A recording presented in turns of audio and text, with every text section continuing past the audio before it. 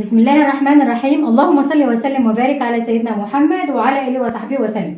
ازيكم يا حبايبنا في كل مكان، عاملين ايه يا رب؟ تكونوا دايما بألف خير. الفيديو بتاعنا النهارده بناء على طلبكم، وانتوا اللي طلبتوا وقلتوا يا ام احمد احنا عايزين دورة الفراخ من اول ما بتبتديها لغايه ما بتذبحي. تمام. طبعا فرصه لكل اللي عايز يربي الوقت. اسعار الفراخ في الارض يا جماعه، ما شاء الله. الفرخ النهارده ب 10 جنيه، اللي كان وصل 70 و60 و30 و50 والكلام ده ما عادش الكلام ده خالص. الفراخ احلى فرزه والفرزه الاولى ب 10 جنيه زي الفل اللي لسه حالا جايه من المعمل. قرب كده يا حدا شوف، شايفين؟ بسم الله ما شاء الله. الفراخ ما شاء الله ما شاء الله، اسعار بجد يعني ربنا يعوض على صاحب الفراخ دي.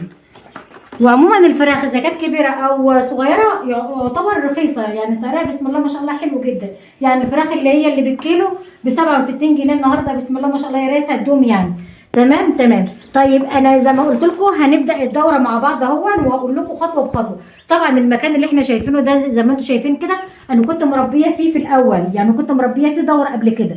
طبعا قبل ما ابدا اربي تاني او احط دوره تانيه، بمسك المكان ده اعقمه كويس جدا بكلور وخل وجير اللي هو الجير المطفي يا جماعه، بتجيبوه من عند اي حد من بتاع الايه الاسمنت والمون والحاجات دي. اهم حاجه تعقيم المكان. شوفوا زي ما انتم شايفين اهو، انا معقمه المكان من قبل ما اعمل اي حاجه. طبعا بسيبه اسبوع كده يتعقم وينضف وامسكه بقى اطهره زي ما قلت لكم بالكلور والجير والديتول. تمام. بعد كده بقى بمسكه بقى افرشه الفرشه اللي انتم شايفينها دي كده زي ما انتم شايفين، وامسك بقى احط النشاره بتاعتي اهو كده زي ما انتم شايفين اهو. عايزه عندك تبن تحطي تبن، عندك نشاره تحطي نشاره، الموجوده عندك تحطيه. الفرش لازم تكون ايه حلوه كده وما فيهاش رطوبه ولا فيها اي حاجه. انا ببدا معاكي اهو خطوه بخطوه اهو، اللي طالبين مني الفيديو. كل يوم هصور لكم الفراخ، يوميا هصور لكم الفراخ واقول لكم ايه، وطبعا هصور لكم يوم بيوم. تمام. الفراخ طبعا جايه بقالها يجي ساعه، سبتها اما هدت كده مع نفسها، لان طبعا الجو حر جدا. بسم الله ما شاء الله، اللهم بارك.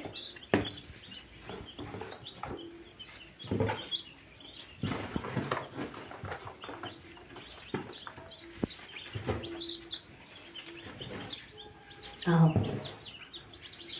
كده ظبطنا المكان بتاعنا وعقمناه وطهرناه ونزلنا الفراخ بتاعتنا. تمام. طيب بنعمل ايه بقى؟ بنحط لهم طبعا العلف بتاعهم.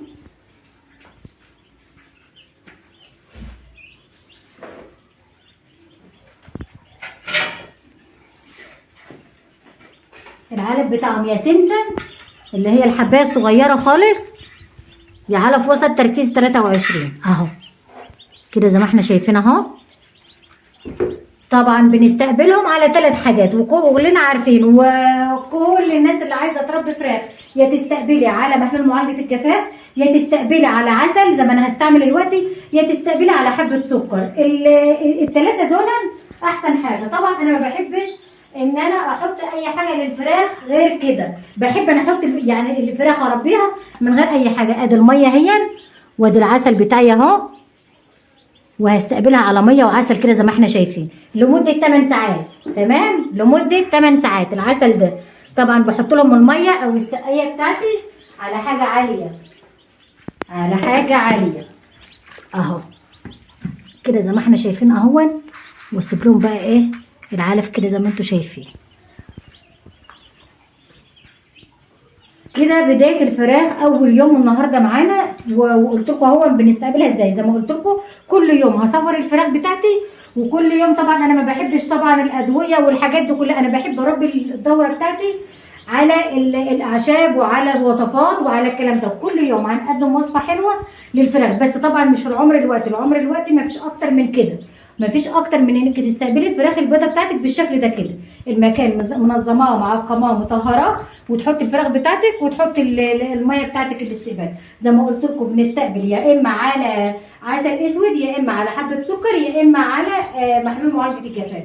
اكتر من كده مفيش. طبعا المكان بيكون مهوياه، بالذات احنا في الحر دلوقتي يكون متهوي، ما يكونش مكتوم، ما يكونش فيه رطوبه، الكلام ده كله. ان شاء الله بكره باذن الله، ده اول فيديو النهارده معانا واول يوم استقبال للفراخ. ان شاء الله بكره هصور لكم تاني يوم للفراخ ونشوف الفراخ شكلها ازاي.